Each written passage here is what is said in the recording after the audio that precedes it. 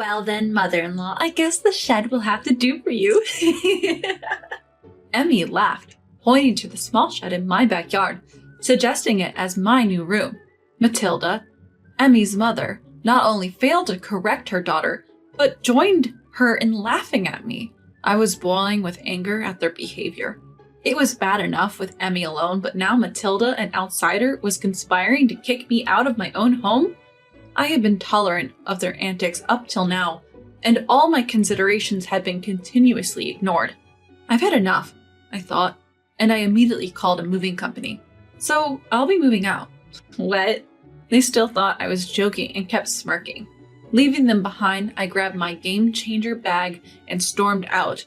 I'm Jenna, 72 years old this year. After my son got married and moved out, I divorced my husband. Living alone in his house, a part of the divorce settlement that was once full of family life, I cherished the peace. One day I got a call from my son Trevor. He mentioned Emmy, his wife, wanted to give birth at her in-laws' place. Please, Mom, I'm swamped with work and it's tough for Emmy alone. I don't mind, but wouldn't she prefer her own parents' home? She says she wants it at my place, that's fine, right? Feeling slightly pressured, I agreed. There wasn't any inconvenience to me. However, not probing deeper into why Emmy chose my home over hers led me into a whirlwind of chaos. Hello, mother-in-law, it's been a while. Please take care of me from now on. Yes, of course, make yourself at home. I decided to offer Emmy the room previously used by my son, considering her luggage. Initially, I tried to be thoughtful to Emmy, assuming she might find some inconveniences since she just moved. However, Emmy quickly showed her true colors, beginning to constantly antagonize me. I made a veggie stir-fry for lunch. What, you expect me to eat something that plain? A pregnant woman needs all kinds of nutrients, right? I was hoping for something a bit more special. It seemed Emmy was never pleased with anything I did. From the day she moved in, she found things to nitpick. She'd complain about the meals I made, said my cleaning was too loud, and had various other grievances. I thought maybe it was just pregnancy mood swings and tried to be patient. But when she told me my footsteps were too noisy and that I should stay out of the room, it really threw me for a loop. Moreover, she used the excuse of feeling stressed in this house to go out for a walk and come back with a beer in hand. Even after numerous warnings about alcohol during pregnancy, she'd blame me for her stress and somehow turned it into my fault. You really have a knack for stressing people out, don't you, mother-in-law? I'm just doing what's normal and I haven't even said much. Playing that I'm not in the wrong card again? If you're so stressed out, it's not good for the baby. Maybe you should consider moving back to your parents' home. Emmy would frequently criticize me with a snarky tone. When I'd ask if I had done something wrong, it seemed she simply didn't like that I wasn't doing everything she wanted. She never helped with meals or chores and acted like she was some sort of princess who deserved to be waited on hand and foot.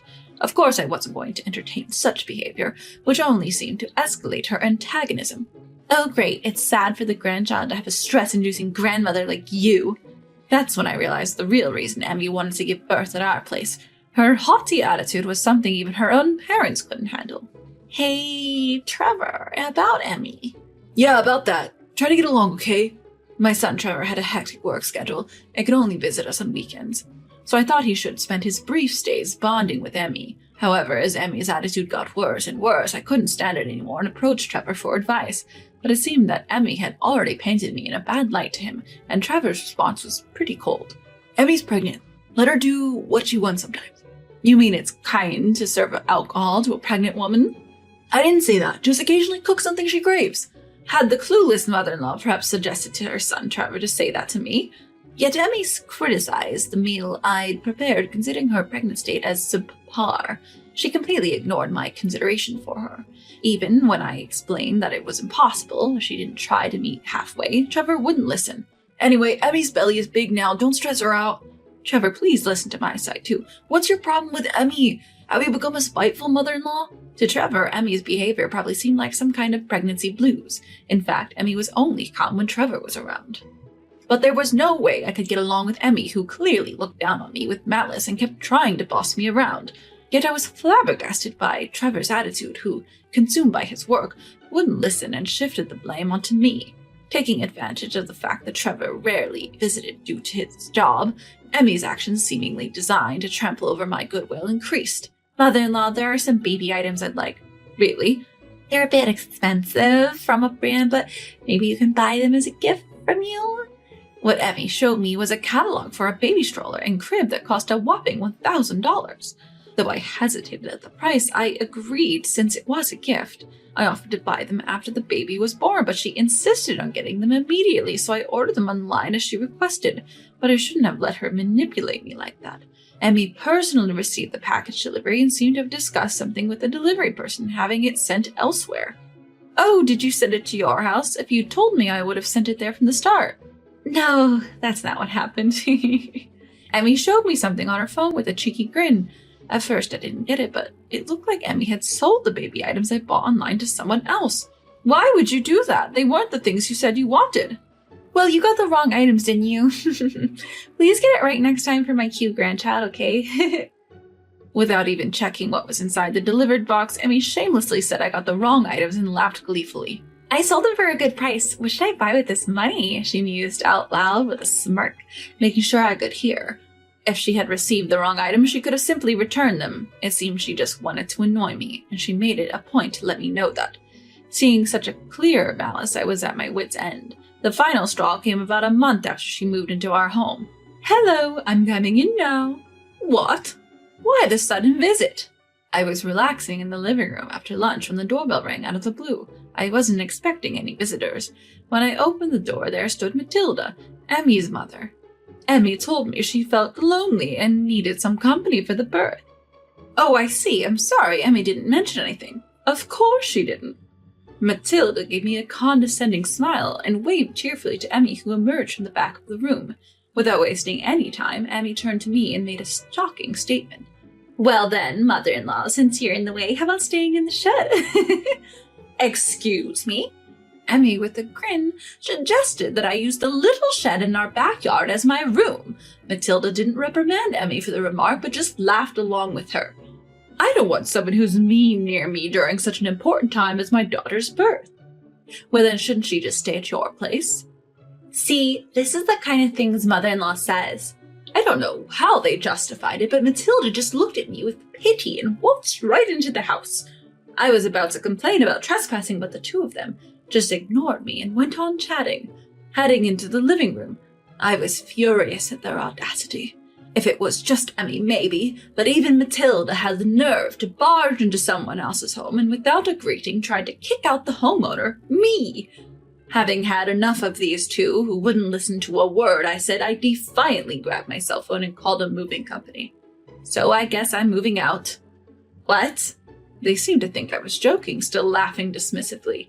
But soon enough, to my luck, I managed to find a moving company.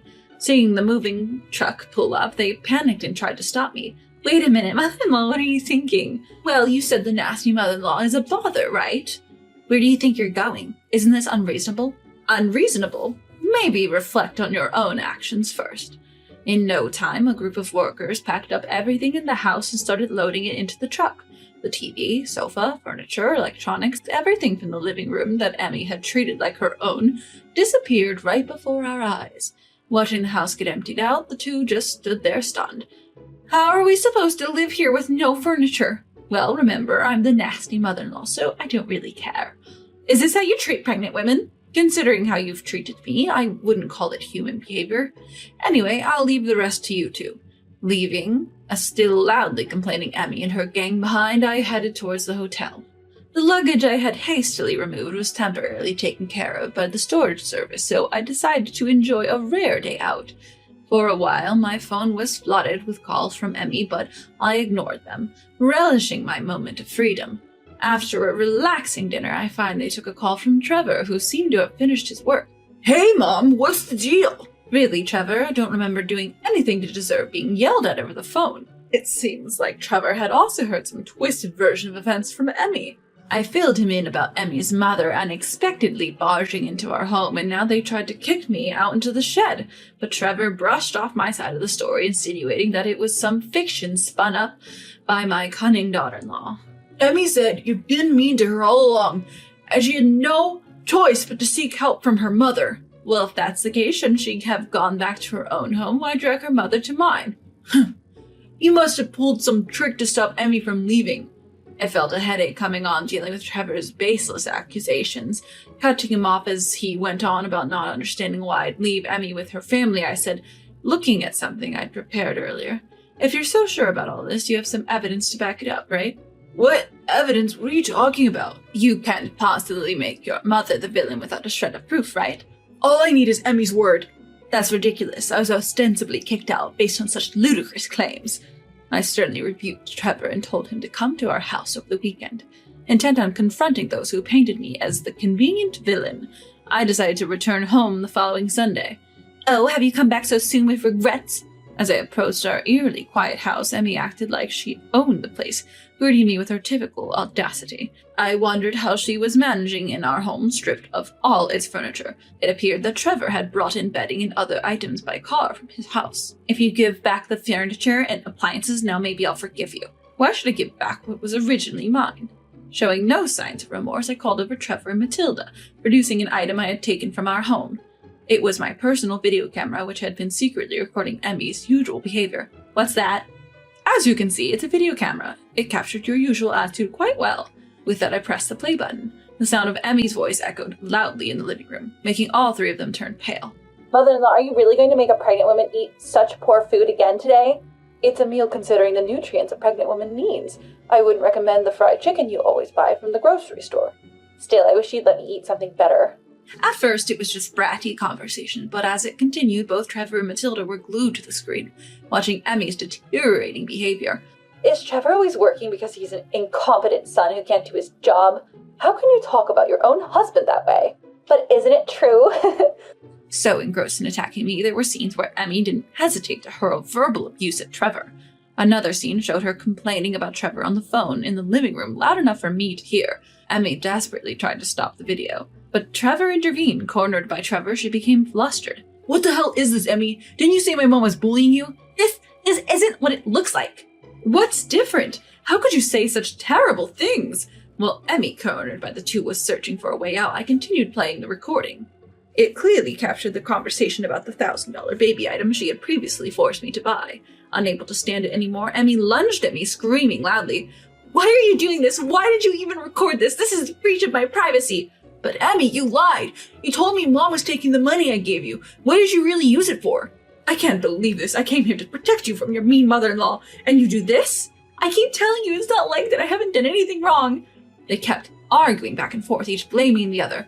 Tired of watching them justify themselves and hurl insults at each other, I raised my voice as loud as the three of them combined. "Enough is enough." What's going on, Mom?" "This isn't about what's going on. You come into someone's house, do as you please, and without evidence you accuse them. Shouldn't you apologize to me first before defending yourself?" I'm sorry, Mom." "Mrs. Jenna, I truly apologize.